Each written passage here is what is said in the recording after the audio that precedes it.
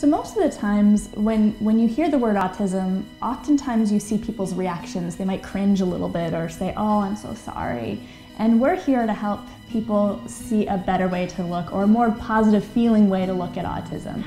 You're telling me exactly. Okay, let's make it. We look at all the things that these kids do offer us and all the ways that they are here to help us learn. Pizzeria. Pizzeria. That's a good word. Autism can be a really overstimulating experience for a person. A lot of these kids have sensory experiences that are completely different from yours and mine. So the sounds that they hear are very different from the sounds that we hear. Is it gonna get hot? They might hear the air conditioning go on at your neighbor's house, or they might hear the toast pop up in the toaster oven really loudly when they're 2 stories away from there.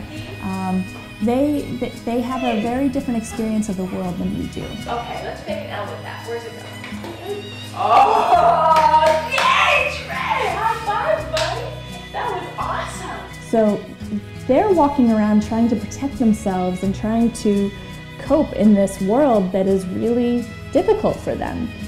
And so what we do is we first go into their world and look at them and say, I want to know more about what your experience is.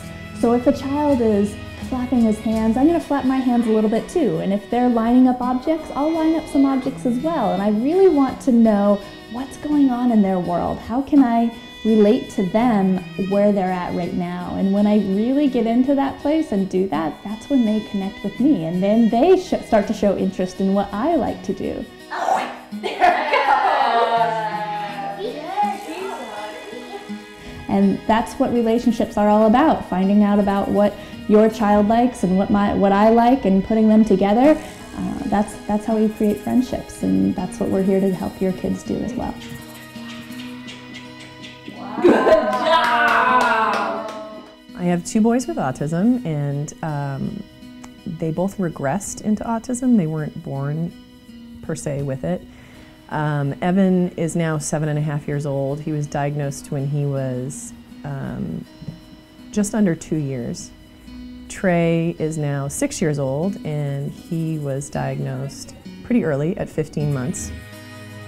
As soon as I Googled it, I saw all these treatment options, not just, therapy, but diet, medical interventions. So I felt really encouraged. Like there's totally a million things I can do about this. And I just attacked it.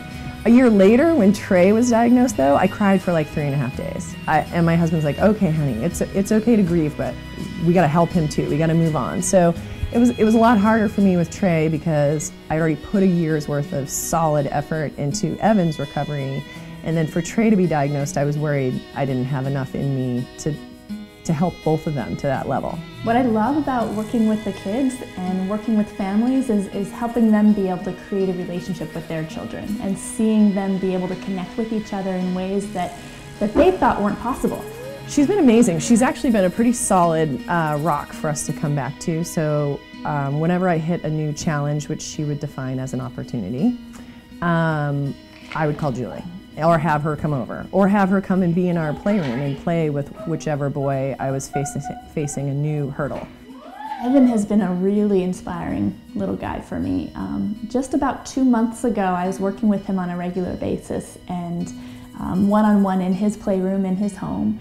And in the beginning of that time, he was very distant. If you even turned towards him, he would turn away. If you asked him to do anything, he would turn away. And then we'd sit and powwow, and really, with her training and experience and background, and then my firsthand knowledge of my boys, it was like the perfect combination to really kind of map out next steps. Okay, let's try this.